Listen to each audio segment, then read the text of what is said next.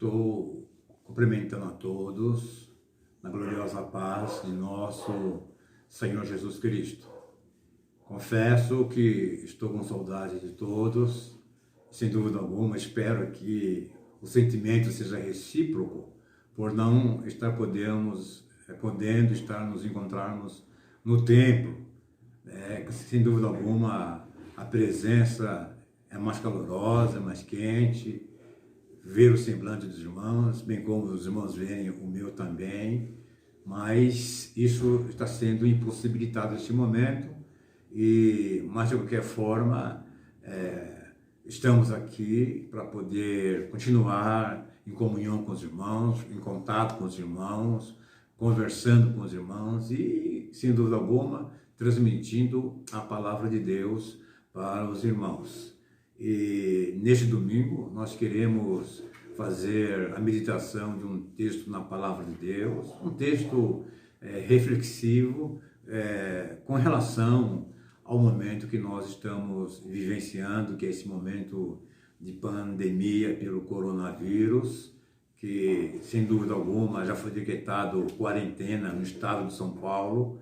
Isso quer dizer que ninguém poderá mais estar circulando nas vias públicas, né, sem que seja por um motivo de força maior. Então todos terão que ficar confinados nas suas casas e isso vai se estender por 1, 2 ou 3 meses e nós estamos desenvolvendo então essa ferramenta, né, do YouTube, né, a partir de hoje, domingo, né, nós abrimos um canal de YouTube para o campo eclesiástico de Santana de Parnaíba. Então, hoje ainda está em caráter experimental, mas a partir de terça-feira, né, terça, quinta, sábado, domingo de manhã às 9 horas e domingo à noite às 19 horas, você pode ligar o teu aparelho, o teu equipamento no YouTube, que você vai poder ver, nos assistir, né, tanto a mim como os dirigentes de congregações, fazendo uma ministração ao vivo.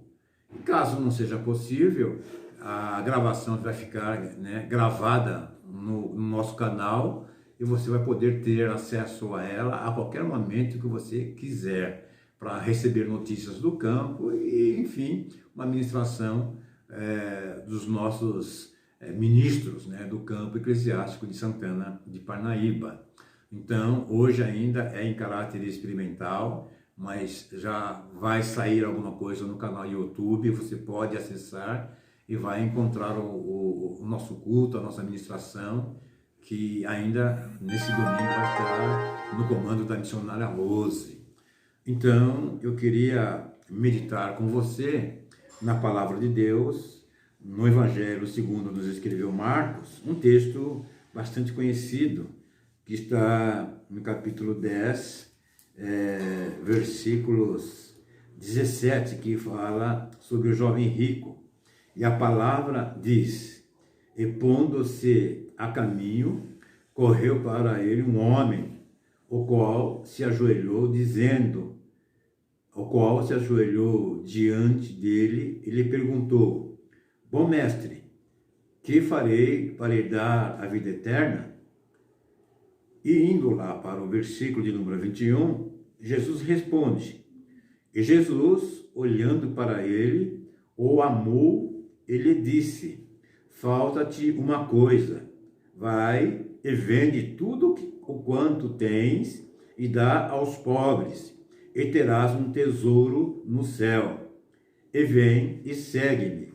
Mas ele, contrariado com essa palavra, retirou-se triste, porque possuía muitas propriedades.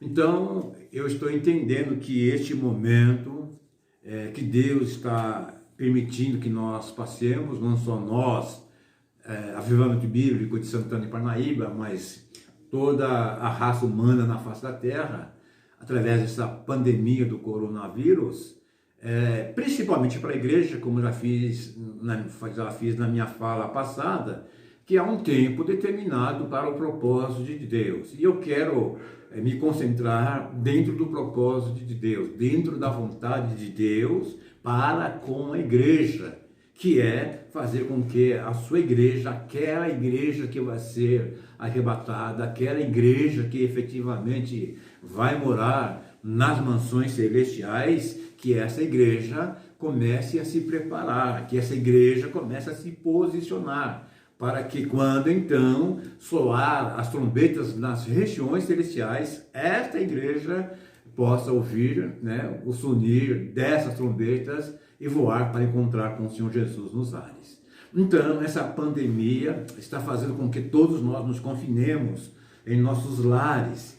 E eu entendi ser apropriado esse texto desse jovem rico, porque esse jovem, de certa forma, ele pensava estar preparado, ele pensava estar apto, ele pensava estar habilitado para herdar o reino dos céus. Esse era o pensamento dele. Eu estou ok, eu estou pronto realmente para herdar o reino dos céus. Mas ele queria conferir isso, ele queria confirmar isso, ouvindo alguma coisa da boca de nosso Senhor Jesus Cristo. Então o texto que nós lemos aqui diz que ele correu, ele foi para onde Jesus estava, se aproximou de Jesus. Em outro evangelho diz que ele era um príncipe, não era uma pessoa qualquer, sem dúvida alguma, como o texto aqui já explicitou, era um jovem rico, era um jovem de posses, mas era um jovem, vamos colocar assim, religioso, que de certa forma alguma coisa ainda precisava ser melhorado na vida dele. Então esse jovem, dentro do seu entendimento, ele entendia que ele estava ok, cumpria os 10 mandamentos desde a sua mocidade, fazia as coisas corretamente como um bom cidadão, Então ele entendia que estava pronto, era uma pessoa habilitada, aprovada no seu entendimento para reinar o reino dos céus. E eu entendo que esse momento é para nós também fazermos uma reflexão. De repente, ao longo desses anos, ao longo desses tempos, nós temos frequentado a igreja com essa ideia, com esse pensamento: olha, se o arrebatamento acontecer hoje, eu vou subir, porque eu estou pronta, estou pronto, estou ok, nada me impede de ser arrebatado. E de repente nós estamos vivendo nossos dias com esse pensamento, com essa opinião, que de repente não é o pensamento, não é a opinião de nosso Senhor Jesus Cristo. Então o jovem, eu imagino que todo alegre, todo satisfeito, todo empolgado, ou por que não dizer até soberbo, se aproxima e num gesto até de humildade, de reconhecendo a divindade de Jesus, se ajoelha e pergunta para Jesus o que ele deveria fazer para ter a vida eterna. Mas se ele se autoconsiderava pronto, já habilitado para entrar no reino dos céus, eu acredito que não haveria necessidade de se fazer essa pergunta para Jesus. Então, essa pergunta dá uma conotação de insegurança. Ele não tinha certeza.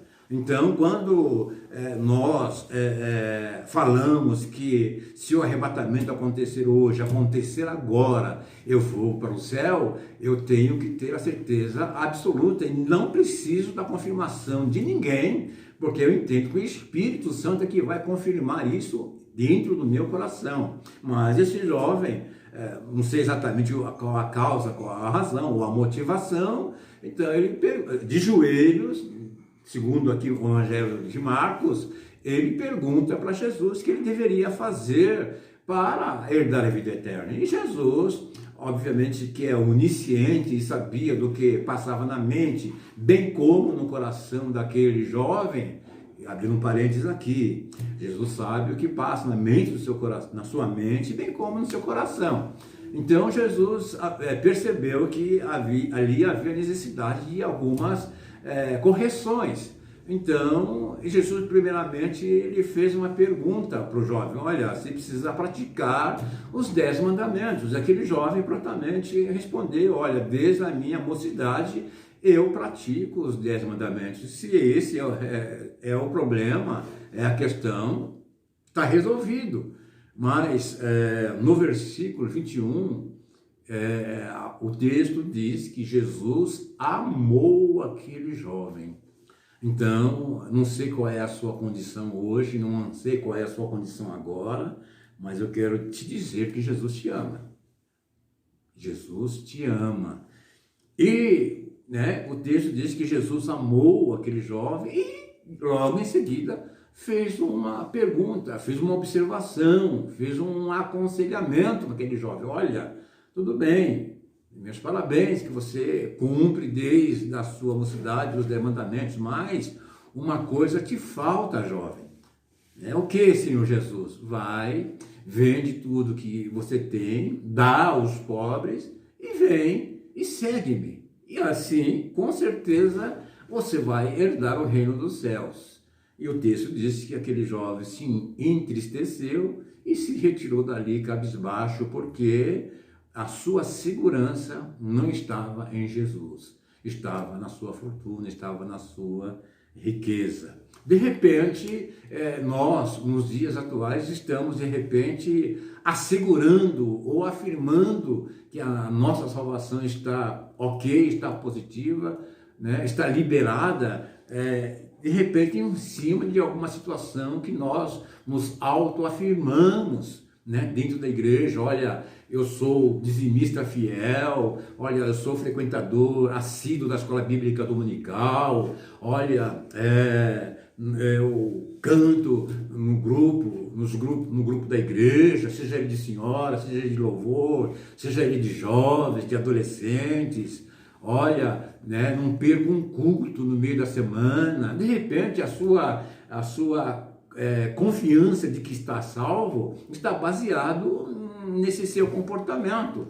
E aquele jovem tinha um comportamento, ou seja, ele praticava as leis mosaicas, enfim, ele andava de acordo com a lei. Mas nós entendemos que Jesus está interessado no que realmente está acontecendo dentro dos nossos corações. E no coração daquele jovem estava acontecendo algo que não diz respeito ao reino dos céus, mas ao reino terreno, que era a sua fortuna, que lhe dava segurança, lhe dava tranquilidade para viver de uma forma satisfatória todos os seus dias na face da terra. E de repente, ocuparmos algum cargo, termos alguma função na igreja, ou não termos nada disso, mas sermos aquele crente assíduo, na igreja, de repente nos dá essa sensação de que realmente, se acontecer agora já o arrebatamento, nós iremos para o céu. Mas dentro desse texto que nós estamos fazendo então uma reflexão, aonde você está agora sozinho ou sozinha na sua casa, sem o apoio de um grupo de louvor, sem a administração de um grupo da igreja, quer seja ele de senhora, de jovens ou de adolescentes. Você está sozinho agora na sua casa, sem poder contemplar o rosto dos demais irmãos, só você e Deus, ou só você e Jesus. Então, como é que está aí agora o teu sentimento de salvação? Como é que está agora o seu sentimento de relacionamento com o Senhor Jesus Cristo? Então, Jesus olhou para o coração daquele jovem e disse para aquele jovem que uma coisa faltava para ele. De repente, você sozinho, aí na sua casa, no seu lar, sozinho ou sozinha, de repente está te faltando, a necessidade de buscar mais a Deus, está faltando em seu coração, a presença de Deus, está faltando em seu coração, aquela culpa da ausência nos cultos. De repente, agora sozinho aí na sua casa, você está